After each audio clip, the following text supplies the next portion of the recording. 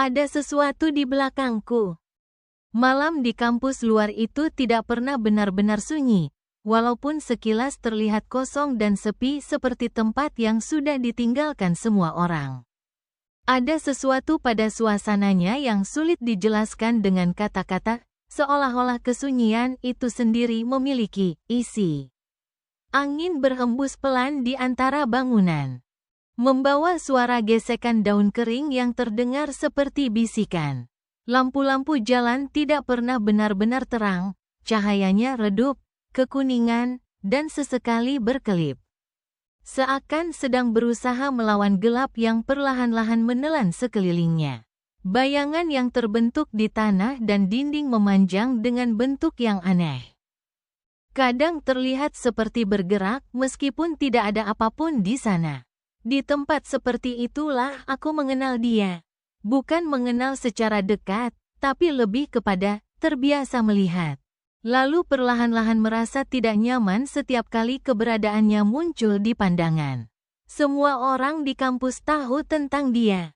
Bukan karena dia populer atau menonjol dalam hal yang biasa, tapi karena sesuatu dalam dirinya terasa tidak tepat. Dia selalu sendiri, bukan tipe penyendiri biasa yang masih sesekali terlihat berbicara dengan orang lain. Dia benar-benar sendiri, seolah-olah memang tidak punya siapa-siapa, atau mungkin tidak membutuhkan siapa-siapa. Kalaupun ada orang duduk di dekatnya, suasananya akan terasa janggal. Seperti dua dunia yang tidak seharusnya bersentuhan. Dia punya satu tempat tetap di area duduk fakultas, sebuah meja di sudut ruangan yang menghadap langsung ke dinding kosong. Dari pagi sampai malam, hampir tidak pernah berubah, dia ada di situ. Laptop, buku, botol air, dan beberapa barang lain selalu berada di tempat yang sama. Yang aneh, semua barang itu sering dia tinggalkan begitu saja saat dia pergi, tapi tidak pernah ada yang hilang. Bukan karena aman, tapi karena tidak ada yang berani menyentuhnya. Cerita yang mulai membuat semuanya terasa berbeda datang dari petugas kebersihan di gedung itu.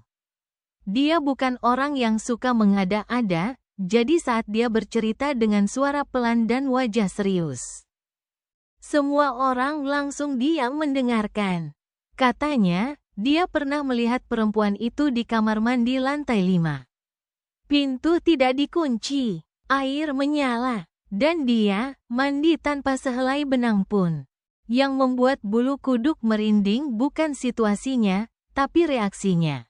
Dia tidak terkejut, tidak panik, tidak berusaha menutupi tubuhnya. Dia hanya menoleh pelan, menatap petugas itu dengan wajah datar.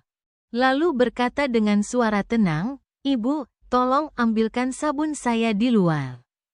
Seolah-olah itu hal paling normal di dunia. Beberapa hari setelah itu, ada kabar seorang dosen mengalami hal serupa. Kejadian itu sempat membuat heboh satu fakultas. Katanya, dia sempat dipanggil pihak kampus, lalu dibawa pulang oleh orang tuanya. Beberapa hari dia menghilang, tapi kemudian dia kembali. Dengan cara yang sama, duduk di tempat yang sama. Seperti tidak pernah terjadi apa-apa. Cerita lain datang dari mahasiswa yang pernah melihatnya berjalan sendirian di malam hari. Jalan antara fakultas dan asrama luar itu gelap, sepi, dan diapit oleh area pabrik.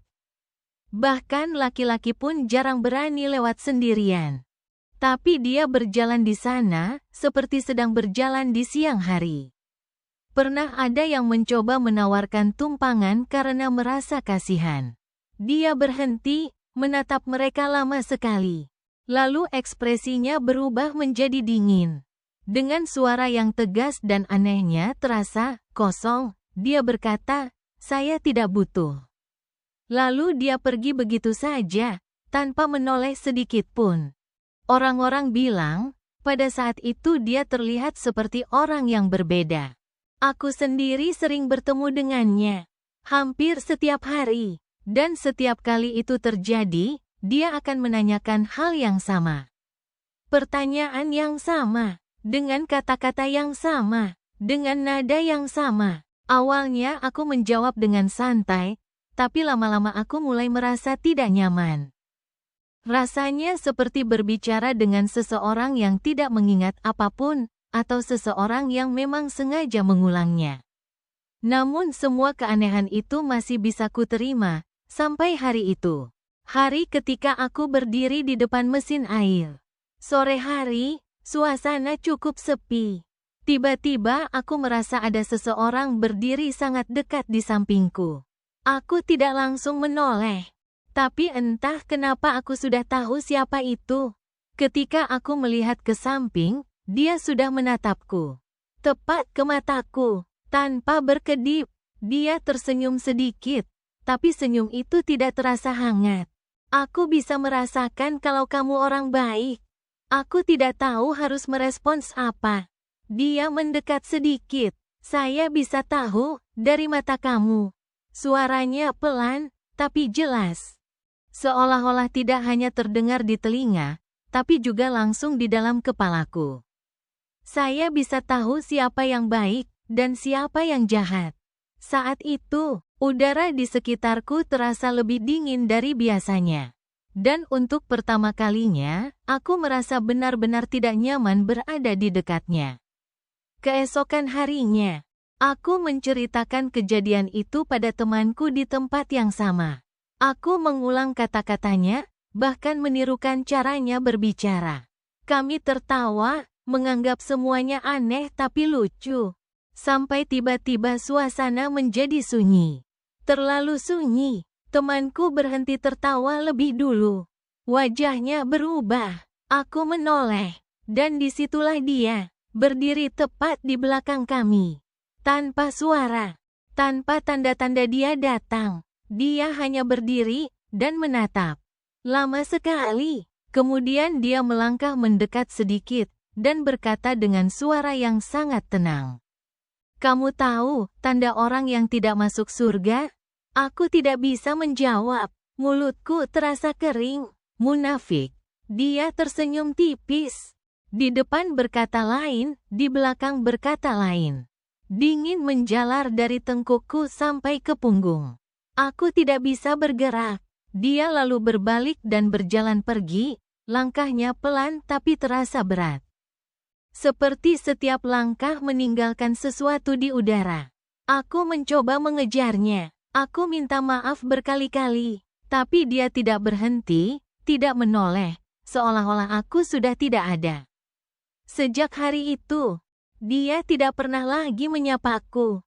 Tapi setiap kali kami berpapasan, dia akan melihatku. Dengan tatapan yang sama, dalam, tajam. Seolah-olah dia melihat sesuatu yang tidak bisa dilihat orang lain. Dan suatu malam, aku melihatnya lagi. Di jalan gelap itu, awalnya aku pikir dia sendirian. Tapi kemudian aku berhenti, karena dia tidak hanya berjalan. Dia berbicara, pelan. Dan, ada suara lain yang menjawab. Aku tidak melihat siapapun. Tapi aku yakin, dia tidak sendirian. Sejak saat itu, aku tidak pernah lagi mencoba mendekatinya.